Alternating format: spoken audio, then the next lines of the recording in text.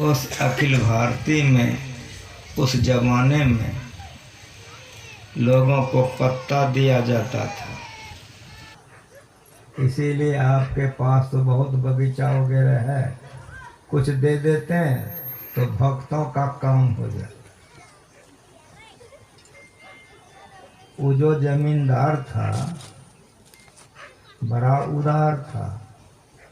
का जब गुरुवे महाराज अखिल भारतीय करा रहे हैं तो जाइए सिपाही जी, फलना जगह पर मेरा गाछ है वो कटवा लीजिए। जब सिपाही जी गए देखने के लिए तो गाछ कितना मोटा था, 18 हाथ का फेटा था उसका। समझ सकते हैं, जिस गाछ का कटवा लीजिए। सिपाही दास बड़े खुश हुए कि एक के गाछ में देख लेगा। उनके मन में बड़ी प्रसन्नता हुई। तो 16 मजदूर लेके गए कटवाने के लिए। कहीं बहुत मोटा गाछ था, बहुत ठाल वगैरह थी। तो सिपाही दादी ने 16 मजदूर किया, जाके गाछ कटाने में भिड़ा दिया। 16 गाछ काटने लग गया। काटते काटते काटते काटते गाछ काट के गिरा दिया। जब गाछ गिर गई तो 16 मजदूर दौड़ गया। कहाँ दौड़ गया? उस पर जो पक्षी वगैरह सब थे, चिड़िया वगैरह सब दौड़ गया। और पकड़ पकड़ करके सब झोला में घुसा लिया। सब मांस खाने वाला सब था। सब दौड़ दौड़ के अपना अपना झोला में पकड़ पकड़ कर चिड़िया सबको घुसा दिया। सिपाही दास की नजर पड़ गई। अब सोचने लग गया कि गुरु महाराज लकड़ी ले जाएंगे तो बात बढ़िया होगा। ऐसे सब मजदूर ने सब चिड़िया जो घुसा लिया सबको मारेगा। उनको बड़ी चिंता हो गई। वो आर पर बैठ गए, आंख बंद कर दिए, लगे पुकारने तो गुरु महाराज जी पाप से बचा लीजिए, गुरु महाराज ये पाप से बचा लीजिए। वो आंख बंद करके जाप कर रहे कि गुरु महाराज ये पाप से बचा लीजिए। परिणाम क्या हुआ? वो आंख बंद करके जाप कर रहा है कि बचा लीजिए। इधर क्या हुआ सुनिए। उस गाछ में वो बड़ी बड़ी मधुमक्खी की बहुत लंबी खोता थी। कहीं कहीं आप लोग देखते हैं बड़का बड़का छत्ता होता है और बड़की मक्खी की। तो पुराना गाछ था तो मक्खी का जो छाता था वो भी बहुत विशाल पुराना था। उसमें से मक्खियां उड़ी। एक एक मजदूर पर 100-200 मक्खी रपेटे जा रहा है, काटे जा, सब दे हाथ फेंकते, झोला वोला फेंके सब भागते जा रहा है, भागते जा रहे, मक्खी रपेटते जा रही। जब सब झोला फेंक के सब भाग गया, सब चिड़िया उड़ गए, तब सब मक्खी किधर चली गई। गुरु महाराज के दया से सारे के सारे जीवों की जान बच गई। अधिवेशन में लकड़ी लाया, अधिवेशन प्रारंभ हुआ। अब देखिए ये अधिवेशन कहाँ है? दीरा में। बालू बालू है, कहीं कोई घेरा उरा कुछ नहीं है, दीरा है। जो लोग हमारे उम्र के होंगे अगर गए होंगे तो याद होगा। उसी ईस्वी में 66 में मैंने भजन भेद लिया था, गुरु महाराज से दीक्षा ली थी। आज पहला अधिवेशन में हम सम्मिलित हैं, 66 का अधिवेशन है। बिल्कुल परपट मैदान, चारों तरफ बालू बालू, अधिवेशन हो रहा है। पुलिसों की 3 चौकियां 3 तरफ पहरा कर रहा है। अब मेरी बात सुनिए कि जब रात हुई तो भागलपुर के बदमाशों का जो झुंड था वो झुंड का झुंड प्रवेश कर गया। जिधर जिधर वो लोग प्रवेश किया एक एक करके पकड़ते चले जाए पुलिस वर्ग लोग, सत्संगी लोग। पकड़ते पकड़ते 3 दिन के अंदर में अखिल भारतीय समाप्त हुए। सबको पकड़ पकड़ कर पुलिस चौकी में लोगों ने डाला। 22 बदमाश पकड़े। अब 22 का उम्र 20 से 30 के बीच में, यही उम्र सबसे खतरनाक होता है। याद रख लीजिए। सबका उम्र 20 से 30 के बीच में 22 लड़के पकड़ाए। जो जो जहां बदमाश पूछे, पुलिस अगर पूछे कि तुम लोग पकड़े गए, कहा कि हम लोग जब भागना चाहते थे तो रास्ते नहीं सूझता था किधर जाए। 22 बदमाश का एक के आवाज हुआ। जो पुलिस पूछे बदमाश को तो एक के जवाब देता था कि रास्ते नहीं सूझता था किधर भागे। जब सत्संग की समाप्ति हो गई, 22 के डारा में रस्सा लगा करके पुलिस और पुलिस की अफसर सबों ने कहा कि देखो बाबू, हम लोग नहीं पकड़े, यहाँ कोई टटिया घेरा कहीं नहीं है। इस सब कहता है कि रास्ते नहीं सूझता था तो हम लोग नहीं पकड़े। गुरु महाराज जी का करामत है इसमें, उन्हीं की दया है जो 22 का 22 पकड़ा गया है। पूछा तुम लोग किस ख्याल से आए थे, बता दिया जो सही बात था। मार के डर से सब बताता है, बता दिया। 22 बदमाश का ग्रुप था, वो एक भी नहीं भाग सका, 22 पकड़ा गया। 22 का डारा में रस्सा लगा करके ले आया कुपा घाट गुरु महाराज जी के पास। आज चौथा दिन है, अधिवेशन खत्म हो गए, सारे लोग घर गए। अब बदमाश को पुलिस अफसर लेके आई। गुरु महाराज जी के शरण में आके सबको ने प्रणाम किया और पुलिस अफसर ने कहा कि हजूर, ये लोग बड़े बदमाश हैं, ये लोग गलत भावना से अधिवेशन में अटैक करने के लिए आया था, लेकिन आपकी ऐसी कृपा हो गई कि कोई भाग नहीं सका। 22 को पकड़ के हम लोग लाए हैं। आपकी जो आज्ञा होगी वही सजा इन लोगों को दूंगा। पुलिस अफसरों की सारी बातें सुन ली। सारे 22 का 22 लड़का रो रहा है, हाथ 22 का जुड़ा हुआ ऐसे, 22 रो रहा है। जब पुलिस अफसर ने सारी बातें कह दी तो गुरु महाराज जी कहते हैं कि मैं आप लोगों को बहुत बहुत धन्यवाद देता हूँ कि आप लोग अखिल भारतीय महाधिवेशन बहुत उत्तमता से संपन्न कराए। इसके लिए मैं आप लोगों को बहुत बहुत धन्यवाद देता हूँ।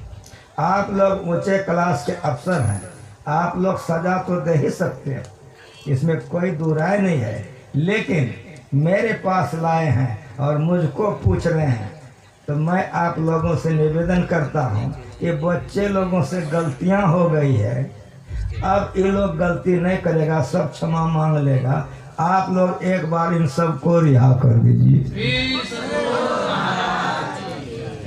22 लड़का चरण में गिर गया, भक्कार पार रोने लगे, कान पकड़ के अपने मन से उठने बैठने लग गया कि हजूर, जो गलती हो गई, अब जीवन में ऐसा गलती कभी नहीं करूंगा, आशीर्वाद दीजिए। गुरु महाराज ने कहा बेटा आशीर्वाद है, गलती नहीं करना, बढ़िया से रहना, समझ रहे हैं। पढ़िए गुरु महाराज जी के प्रवचन। गुरु महाराज जी बोले हैं मैं अपनी शक्ति लगा लगा करके संत मत का प्रचार करता हूँ,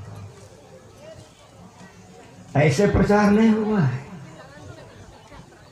गुरु महाराज जी अपनी शक्ति लगा लगा करके एक ज्ञान का प्रचार किया। भक्ति में गुरु का स्थान सबसे ऊंचा है। गुरु, ध्यान और सत्संग, ये तीन बड़ा मुख्य है। ये तीन में से एक को छाड़ दीजिए, भक्ति खत्म हो जाए, भक्ति की समाप्ति हो जाए।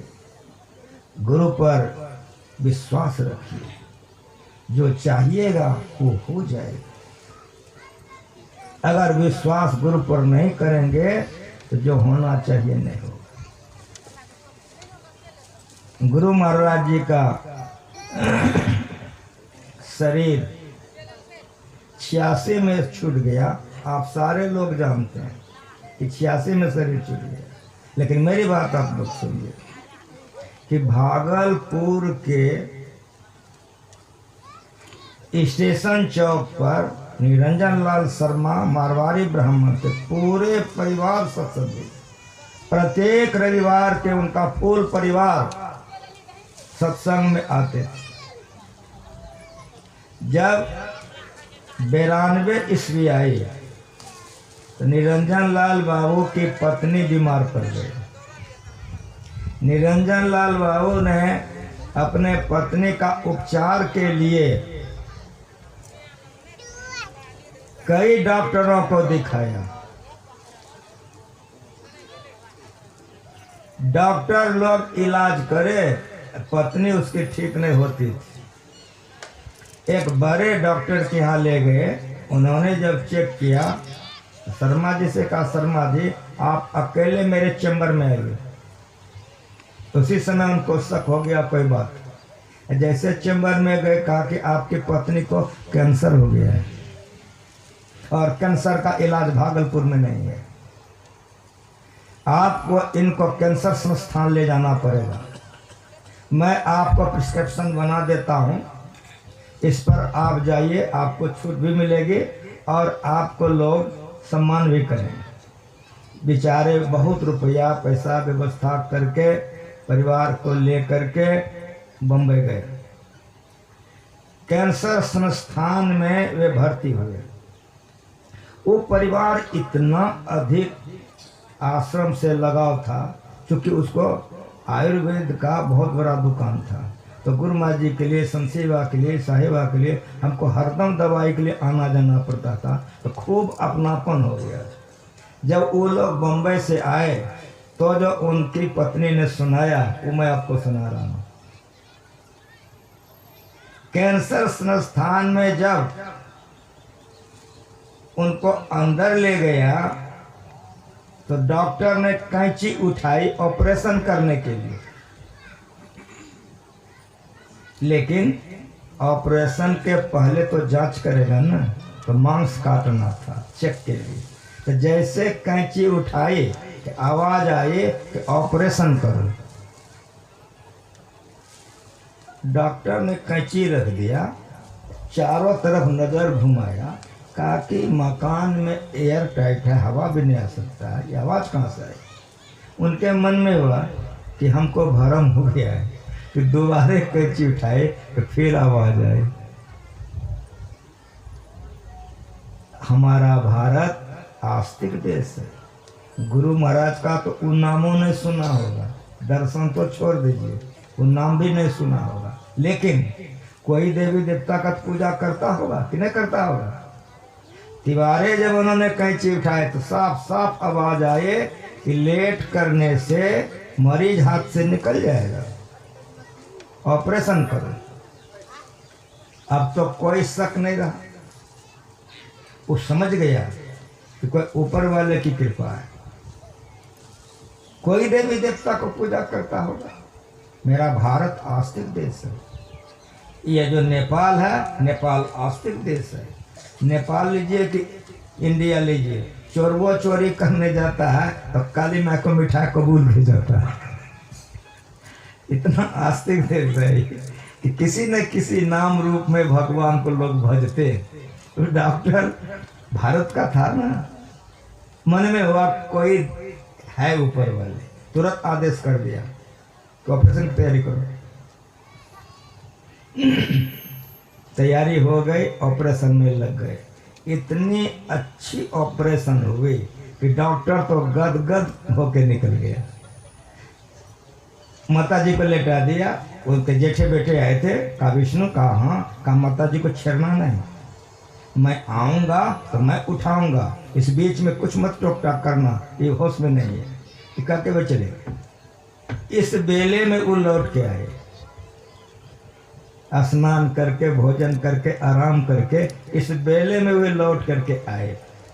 जब आए तो गए, पुकारा कि माता जी हमको पहचानती हैं। कहा हाँ डॉक्टर साहब। जैसे बोली डॉक्टर साहब तो मुस्कुरा दिए कि आपका तो नशा टूट गया, आप तो हमको पहचान लिए हैं, चलिए माता जी आपको टहलाएंगे। उठाने लग गए। उधर से विष्णु दौड़ा, कहा तुम्हारी केवल माँ है कि मेरी भी माँ है, का सर की भी माँ, का तुम रोना सुना नहीं। डॉक्टरे उठाया, कहा चलिए मेरे साथ। जब चलने लगे तो कुछ कहा तुम लोग कोई मत, कहा कि माता जी मेरे साथ आप टहलिए। जब 10 कदम आगे बढ़ते हैं तो डॉक्टर साहब पूछते हैं कि माता जी आपके साथ में कौन आया है? का मेरे पति देव आए। का और कौन आए हैं? का मेरा बड़ा बेटा विष्णु आया है। का और कौन आए? का मेरी बेटी आई है। का और कौन आए? एक बार जरा सा चुप हुए, बोलते हैं कि डॉक्टर साहब और हमारा कौन है? हमारे गुरु महाराज आए हैं। तो जैसे वो बोलती है कि हमारे गुरु महाराज आए हैं कि डॉक्टर साहब कहते पगली, जिसके लिए मैं पूछ रहा था उसका तो तुम बताती नहीं थी, किसका किसका नाम बताती थी? तुम्हारे गुरु महाराज बड़े वृद्ध हैं, उनकी दाढ़ी उजली उजली है और उनकी चूल लंबी लंबी है। कहाँ डॉक्टर साहब, वे 100 वर्ष उम्र के थे, इसलिए उनकी सारी केसें पक गई थी, लंबी लंबी थी। फिर वो कहते हैं कि वे गेरुआ का धोती और कुर्ता पहनते थे। तो कहते हैं हाँ डॉक्टर साहब, हमारे गुरु महाराज जी सन्यासी थे और बाल ब्रह्मचारी थे, पूर्ण थे वे। फिर डॉक्टर कहते वे हाथ में एक डंडा रखते थे।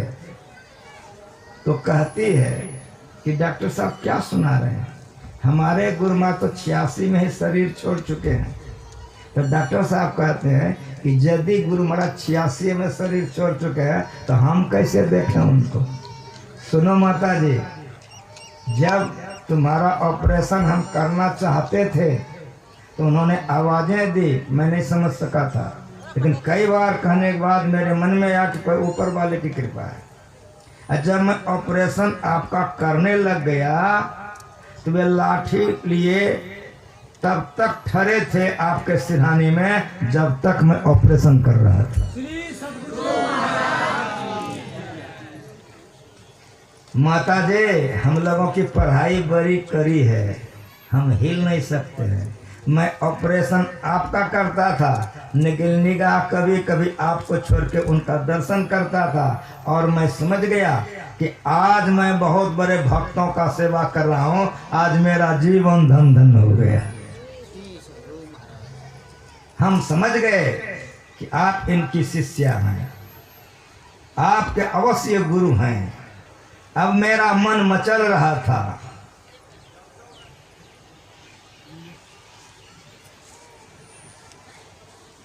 उनको देख करके मेरे मन में होता था उनका पांव छू करके आशीर्वाद ले लें, लेकिन माता जी हमारी पढ़ाई इतनी करी है हम हिल नहीं सकते।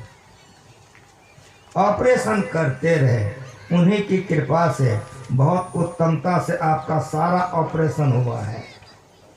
जब ऑपरेशन हो गया माता जी, तब मेरे मन में हुआ कि अब मैं उनका चरण छू के आशीर्वाद लूंगा। साबुन उठा के गए थे हाथ धोने, चूंकि मेरा हाथ तो बिल्कुल गंदा था।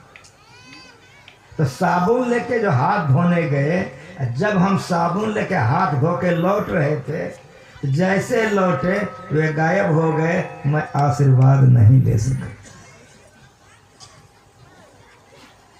बिंदु ध्यान विधि, नाद ध्यान विधि, सरल सरल जग में प्रचारे। ये भक्ति सबसे ऊंची भक्ति है, याद रख लीजिए। गुरु किसको कहते हैं? चेहरा को कि वेशभूषा को? बिंदु दर्शनम दूर दर्शनम मा पुण्यात, नाद श्रवणम दूर श्रवणम कारणम। ये गुरु होते हैं कि तीनों लोग को देखते हैं। और मेरी बात सुनिए कि तीनों लोगों के आवाज को वे सुनते हैं, और जैसे भक्तों को पर विपत्ति आती है, भक्त जैसे पुकारते हैं, सशरीर गुरु मौजूद हो जाते हैं। कैसे आपको विश्वास होगा?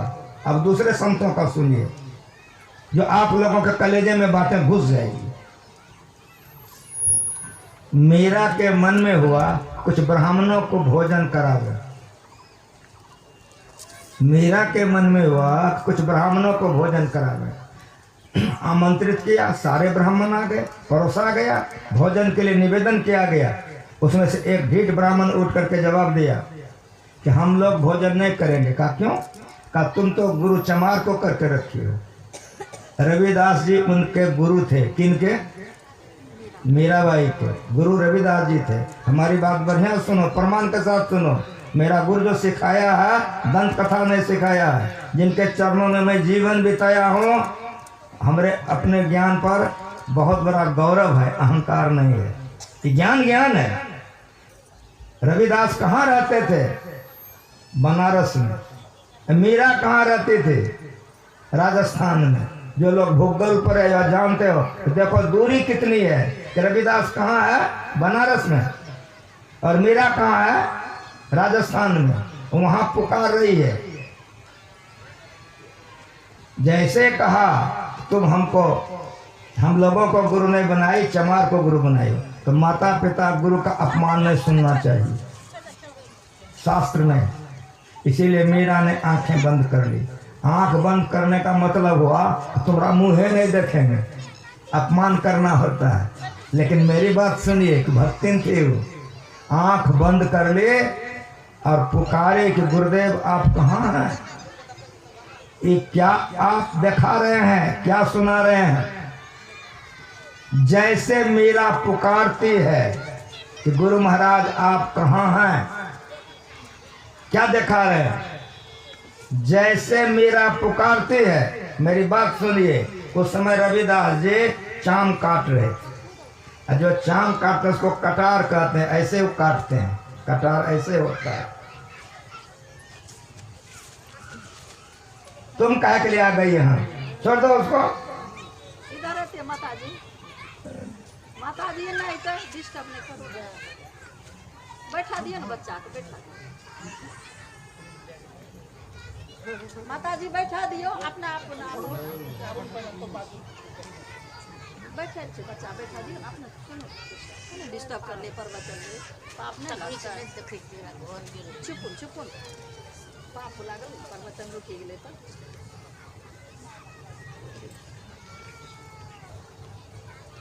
उन्हें नहीं था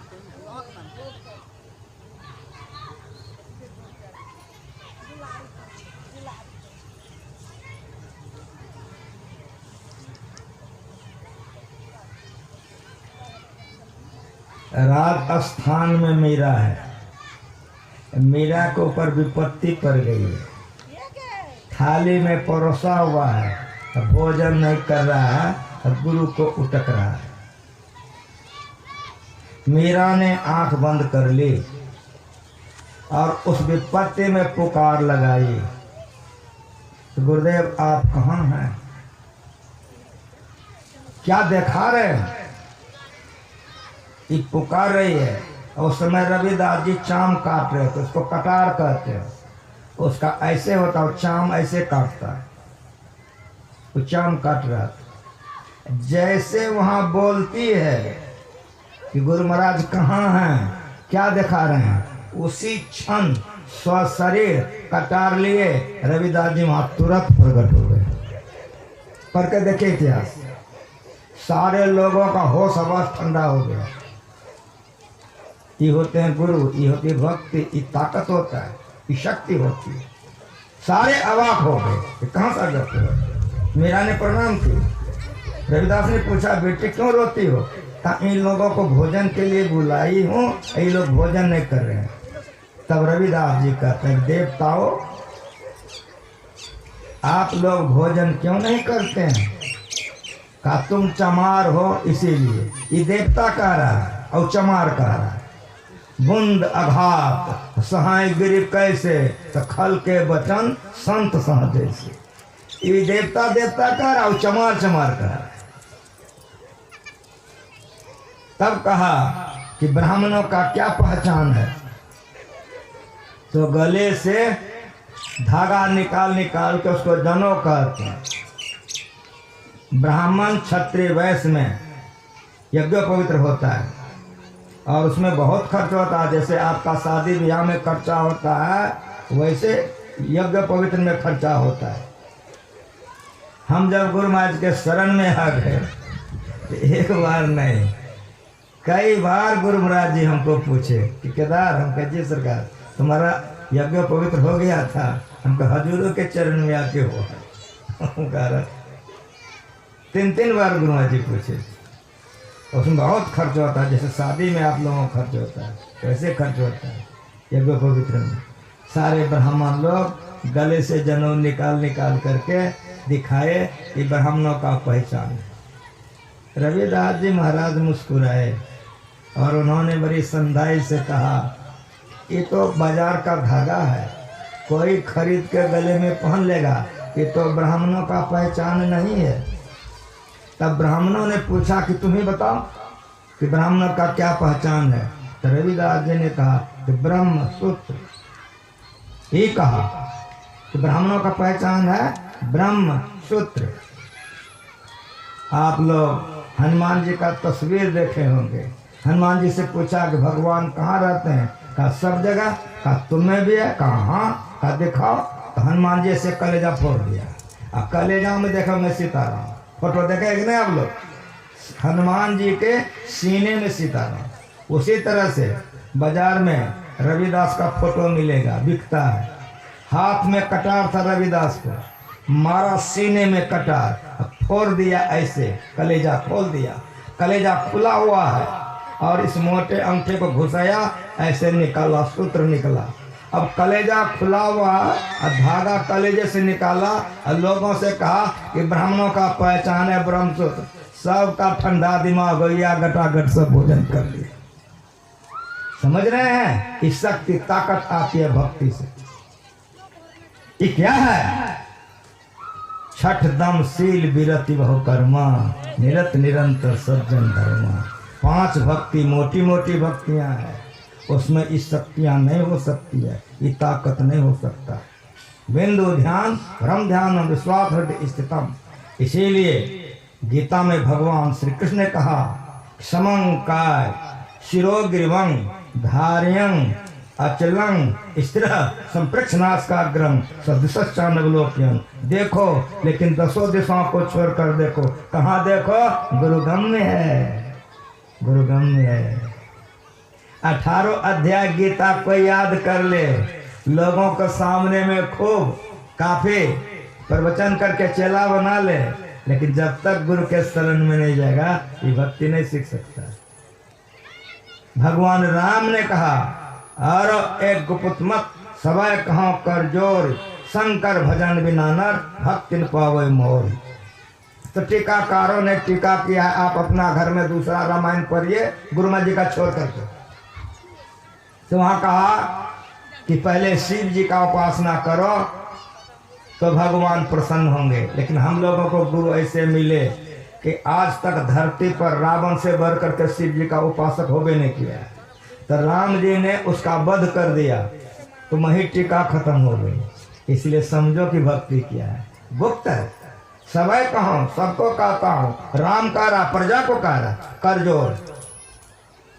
कर का अर्थ यहाँ किरण है, दोनों दृष्टि की धार को जोड़ो। कहाँ जोड़ो, कैसे जोड़ो, ये भक्ति है, ये भक्ति है, ये गुप्त है।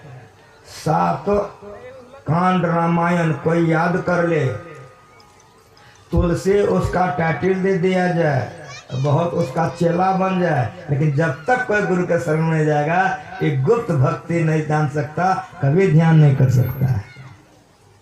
गुरु चरणाश्रित है, ये गुरु चरणाश्रित है। ऐ तकी न जाइयो जिनहार देखना, अपने में आप जलवे दिलदार देखना। पुतली में तिल है, तिल में भरा राज कुल का कुल, इस पर्दे सिया के जरा पार देखना। ये भक्ति है। एक बार जरा झांक लीजिए, जीवन में एक बार जरा झांक लीजिए। कहाँ? ये पर्दे सिया के अंधकार से उधर जरा सा झांक लीजिए तो 14 तबक का हाल तुझे आया हो जरूर। गाफिल हो ख्याल से होशियार देखना, सुन ऐ तकी न जाइयो जिनहार देखना। बाहर खोजने के लिए हरगिज मत जाओ, ऐ तकी तकते रहो। मुर्शद ने ये पंजा दिया, मुर्शद पहुंचे हुए गुरु, पंजा आदेश आज्ञा, ये भक्ति है। मुर्शद ने ये पंजा दिया, बेहोश हो मत छोड़ियो, घर चाहे तू जलवा पिया। होगा फजल दरगाह तक खौफो खतर की, जा नहीं सीधे चला जाना वहाँ, मुर्शद ने ये फतवा दिया। अच्छे गुरु के शरण में जो चले जाते हैं उसी को ही भक्ति मिलती है, और जो करते हैं वो मालो माल हो जाते हैं। अभी परे हो सब संतन की बड़ी बलिहारी। कैसे होता है? दुख भंजन भव फंदन गंजन ज्ञान ध्यान निधि जग उपकारी। गुरु ज्ञान का बात बतलाते हैं, ध्यान करने के लिए सिखा देते हैं। निधि मना होता खजाना, बिंदु ध्यान विधि और नाद ध्यान विधि। ये जिसको मिल गया, इसको अगर सफल कर लिया तो परमात्मा को पाके आत्मा परमात्मा हो जाता है। ये भक्ति ऐसी है। चंपक कलिका नव घने ढाका सुधा मखा रूप अंतरे जे हेरे तहारे कहाँ रे आपने पासो रे जहाँ व्यक्त चोरा चोरे। चंपक कलिका नव घने ढाका सुधा मखा रूप अंतरे निवत निष्कंप दीपेर मतन जोगी गणे ध्याने करे दर्शन किसेर मतन हैरान निरूपण निज बोध आत्तारे। हिंदी में सुनो, उर्दू में सुनो, संस्कृत में सुनो, बांग्ला में सुनो, किसी भी भाषा में सुनो, ये भक्ति को सुनो। चंपा, कटेली चंपा और स्वर्ण चंपा 3 फूल होता है। जो लोग देखें, गुरु महाराज जी स्वर्ण चंपा लगवाए थे भागलपुर को पादा आश्रम। कोई जाइए सत्संग मंदिर के आगे में गुरु महाराज जी लगवा दिए स्वर्ण चंपा। हमारे सत्संगी लोग आए थे एग्रीकल्चर कॉलेज घूमने के लिए, कहे कि बाबा चलिए ना। हम कहे चलिए, गाड़ी लेके गए। जब गए घूमने के लिए हम, तो ऑफिसर लोगों ने दे दिया चपरासी, तो बाबा लोगों को घुमा दो। घुमाते घुमाते सब आगे बढ़ गया, हम रुक गए। चपरासी लौट के आ गया, तो बाबा क्या हो गया? हम करे कटहर का भी पकवो ने किया, फूलों ने दिया, एकदम पक्का कटहर का सुगंध आ रहा है, कहाँ से आ गया? तो कहा बाबा सब तो टप गया, फंसिए गया। तो तरा के तो फूल तोड़ के हमको दे दिया। हम अरे राम, ये तो एकदम बड़ा कमाल का सुगंध है रे। तो कटेली चंपा उसको कहते हैं, कटहर के तरह उसमें सुगंध होता है। हम कह रहे 1 गाछ दे दो हमको। कहा हम नहीं दे सकते, अफसर दे सकता है। जब घूम के आए, गाड़ी पर बैठ के विदा होने लगे, तो अफसर लोग टका देने लगे। हम क्या ये कागज पत्र देते हैं, जो हम मांगते हैं दे दीजिए। कहा बाबा बोलिए ना, हम कटेली चंपा का तो फूल दे दीजिए गाछ। अरे ला करके दे दो बाबा। जैसे दे दिया तो गुरु महाराज जी का जो खिड़की है, आप लोग अभी वो खिड़की मौजूद है, बरामदा। उसके बाद नीचे में हम क्या किए, उसको लगा दिए। पानी देते देते ऊपर गया। जब फूल हो गया उसमें फर गया फूल, तो राम लगन बाबा गुरु महाराज जी को व्हील चेयर पर टहला रहे। जब व्हील चेयर इधर से जाए, गुरु महाराज जी को सुगंध लगे, क्या इधर से जाए कहीं। तो जब 2 बार हो गया तो राम लगन बाबा गाड़ी रोक दिए। तो गुरु महाराज देखने लगे, तो हम समझ गए, कूद गए नीचे, 4 गो फूल तोड़े, तो गुरु महाराज जी को दे दी। कहा रे ये तो कटेली चंपा है, कहाँ से लाया? हम कहा जो नीचे में गाछ है। कहा जाओ मेरे तकिया के नीचे में रख देना, झांपना नहीं, इसका सुगंध कई दिन रहता है, तकिया के नीचे रख देना। जब हम गए उधर से आए, संसेवा के जितना पानी पटाया था आज तुम्हारा सफल हो गया। चंपा, कटेली चंपा, स्वर्ण चंपा। स्वर्ण सोना के ऐसे होता है, नोकीला होता है, उसमें इतना सुगंध होता है, भौरे उस पर नहीं बैठते हैं। जो लोग कटेली चंपा देखे हैं उसको याद होगा, हमारे बंगाली महात्मा कहते हैं, जो साधना में देखा है, क्या कहता है? चंपक कलिका नव घने ढाका। जैसे चंपा का कली, कम करो, जैसे चंपा का कली नव पल्लव में होता है, उसी तरह से अंधकार में दोनों दृष्टि धार को जो जोड़ करके देखता है वैसा ही देखता है। कैसा देखता है? चंपक कलिका नव घने ढाका। अंतरा आकाश में साधक ही देखता है, लेकिन है कैसा? सुधा माखा, अमृत मिश्रित है। जो उस प्रकाश को प्राप्त कर लेता है, ऐसी मरनी को मरे दिन में 100 बार। समझ रहे हैं? सुधा माखा अमृत मिश्रित है, ज्योति और नाद अमृत है। सुधा माखा रूप अंतरे जे हेरे, जो एक टक से देखता है, ये भक्ति है। जो लोग भजन भेद ले लिए हो, बढ़िया से समझो। जे हेरे, जो एक टक से हेरता है। एकटक लेवे ताक सोई है पीव की प्यारी। ताके में है फेर फेर काजल में नहीं, गुल से जुक्ति लेकर के गगन में देखिए अंतर आकाश में। ये भक्ति है, ये भक्ति है। किसी भाषा में एक ज्ञान को सुनिए, परमात्मा की ओर जाइएगा। चंपक कलिका नव घने ढाका सुधा मखा रूप अंतरे निवात निष्कंप दीपेर मतन। निवात हो निष्कंप, दिया जला दीजिए, मोमबत्ती जला दीजिए, देखिए उसको आप क्या देखेंगे, नीचे में बहुत मोटा, ऊपर में केस के बारी कैसा देखिएगा।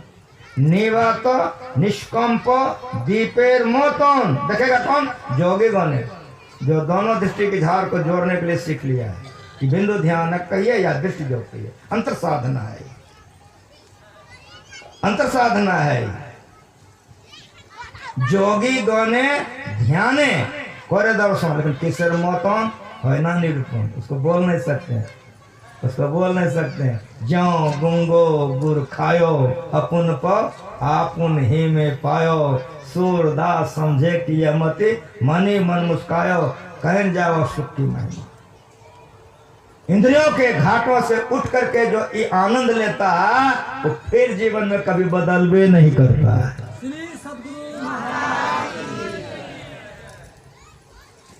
उसका परम कल्याण हो जाता है। और एक क्रिया जिस भेष में कर लेता है उसी भेष पर लोग न्यौछावर हो जाता है, फूल चढ़ाता है, आरती उतारता है। किसी भेष में क्रिया को कर लो उसी भेष का पूजा होगा। आज तक जितने संत हैं सब संतों का फोटो देखो, सबका भेष अलगे अलग। इसके लिए भेष विशेष नहीं है, ये जाति विशेष नहीं है, इस संप्रदाय विशेष नहीं है।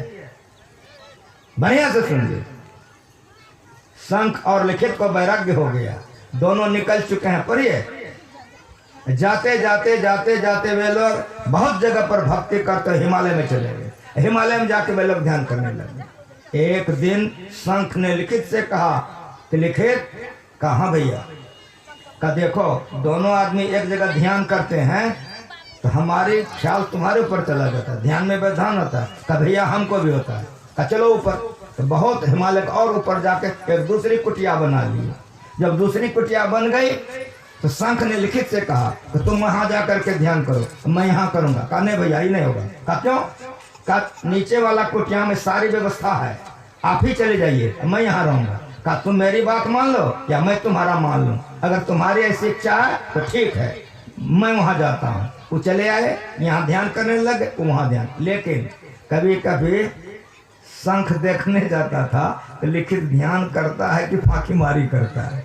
वो कभी कभी देखने जाते थे, कभी कभी लिखित आते थे, दर्शन करके चले जाते। एक बार जब दर्शन करने आए तो शंख समाधि में बैठे थे।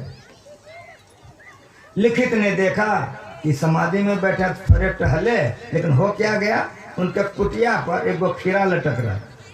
तो मन में हुआ कि जब तक समाधि में हैं तब तक हम खीरा खा लेते हैं। खीरा तोड़ के खा लिए, टहलने लग गए। जब ये समाधि छूटे, चरणों में प्रणाम किया, दोनों में बातचीत होने लग गई। बातें चित के सिलसिला में नजर सामने गए।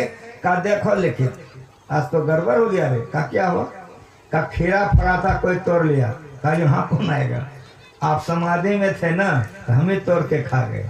जैसे कहा हम ही तोड़ के खा गए, शंख रोने लग गया। जब शंख रोने लग गया तो लिखित हंसने लग गया कि भैया गजबे हैं यार, इतना बैराग आपको है, दुनिया छोड़ के आए हैं, एक तो खीरा खा लिए तो बच्चा की तरह रोने लग गए। शंख ने कहा लिखित मैं खीरा के लिए बाबू नहीं रो रहा हूँ। कहा फिर क्यों रो रहे हैं?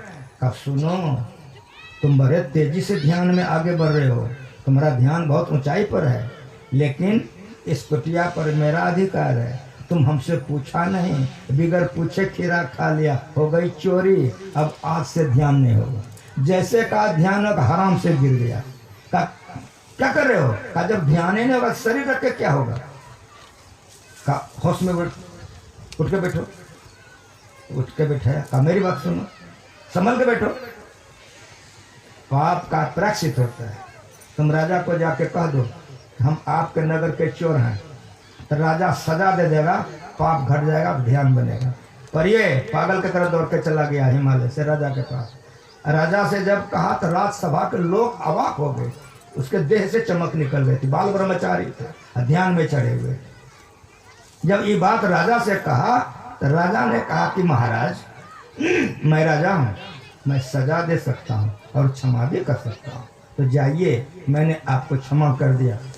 लिखित ने कहा नहीं, हमको क्षमा नहीं चाहिए, हमको सजा चाहिए। कहा सुनिए महात्मा जी, हमारे राज्य में कभी कहीं चोरी नहीं होती है, पता है कि चोरी क्यों नहीं होती है?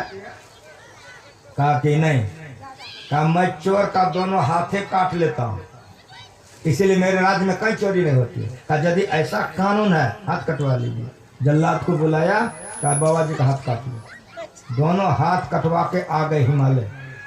जैसे शंख ने देखा रोने लग गया। जब शंख रोने लग गया तो लिखित ने कहा कि भैया इस शरीर तो जला दिया जाएगा, नाशवान है, हाथे न कट गई, अब ध्यान तो होगा, क्यों रो रहे हो? शंख ने कहा लिखित उसके लिए मैं नहीं रो रहा हूँ। कहा फिर क्यों रो रहे हो? कहा तुम हमसे छोटे हो, मैं तुमसे बड़ा भाई रो रहा है। जाओ लिखित जाओ, सामने में तालाब है, स्नान करके आओ, जाओ। तो चला गया स्नान करने के लिए।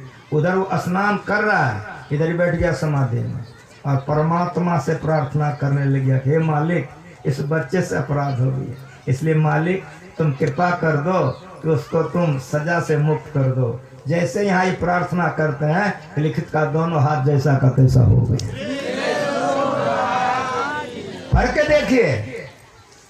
करके देखिए, दंत कथा नहीं, सत्य सत्य सुनिए, भक्ति का प्रभाव देखिए। जब वो आया, चरण भर नाम किया, सत्संग कीजिए, ध्यान रोज कीजिए। लेकिन कुछ कथा में सुने कि बिगर पूछे खीरा खा लिया, ध्यान रुक गया। सत्संग नित और ध्यान नित रहिए करत संलग्न हो। आगे कुछ यादो है कि नहीं है याद? टटिया कितना करकरिया है, सबसे आगे में व्यभिचार रखा है। अपने पत्नी के अलावा या अपने पति के अलावा अगर इधर उधर करोगे तो ध्यान बनेगा कि नहीं, सोच लो खूब बढ़िया से। इशारे से बहुत बात कही जाती है। और अभी पढ़े हो तो मनसा वाचा कर्मणा, मन से भी पाप मत करो कि मन तुम्हारा दूसरे पति के पास नहीं जाए, दूसरे पत्नी के पास, मन तुम्हारा पवित्र हो जाए।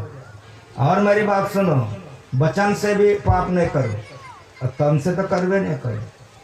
ये संत मत है, ये संत मत है कि मनसा वाचा कर्मणा से कैसे बचोगे? जैसे जैसे ध्यान करोगे तो पाप करने की शक्ति में बल आएगा, और जैसे जैसे पाप घटेगा ध्यान में बढ़ते बढ़ते ध्यान खत्म होके एक हो जाओगे।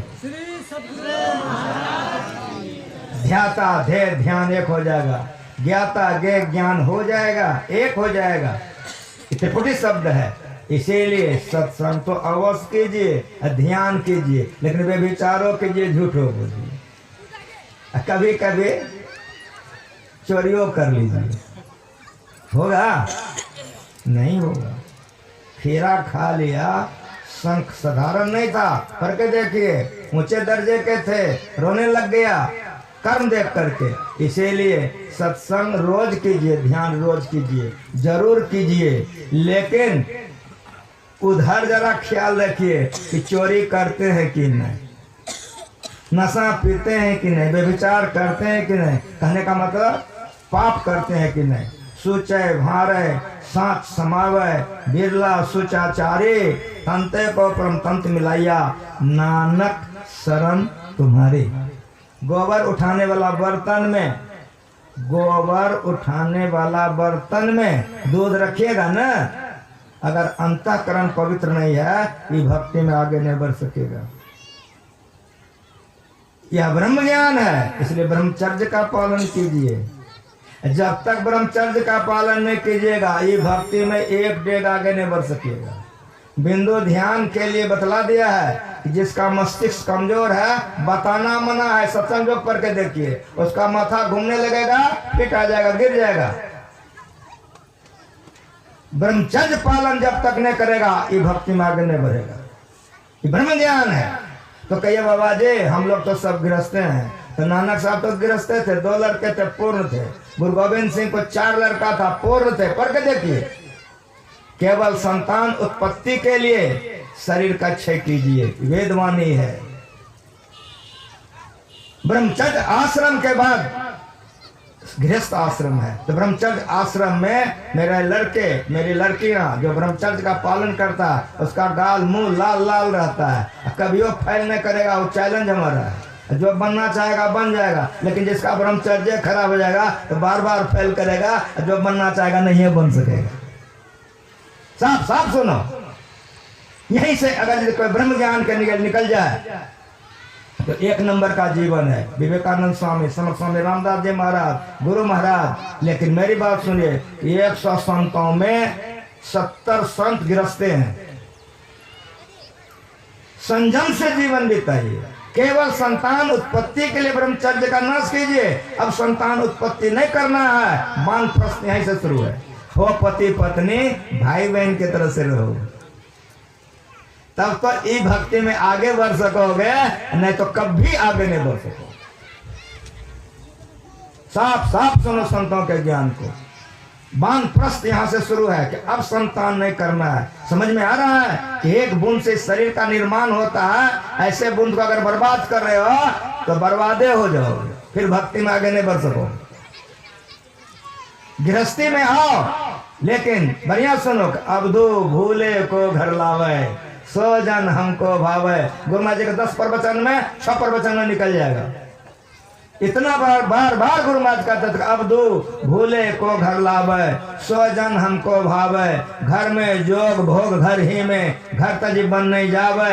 बन के गए कल्पना उपजे, तब दो कहाँ समावे। अबदू भूले को घर लावे। लेकिन घर में रहोगे कैसे, सो सुनो, उनमें ही रहे ब्रह्म को चिन्हे, परम तत्व को जावे। ऐसे रहोगे तो डूबोगे नहीं, ऐसे नहीं रहोगे डूब जाओगे। उन्होंने की अवस्था में रहो, ब्रह्मचर्य का पालन करोगे, मेधा शक्ति बढ़ेगी। मेधा शक्ति बढ़ेगी तब बिंदु ध्यान बनेगा, जब बिंदु ध्यान बनेगा तब भक्ति बनेगी। वानप्रस्थ का जीवन बहुत लंबा है। अब संतान उत्पन्न नहीं करना है।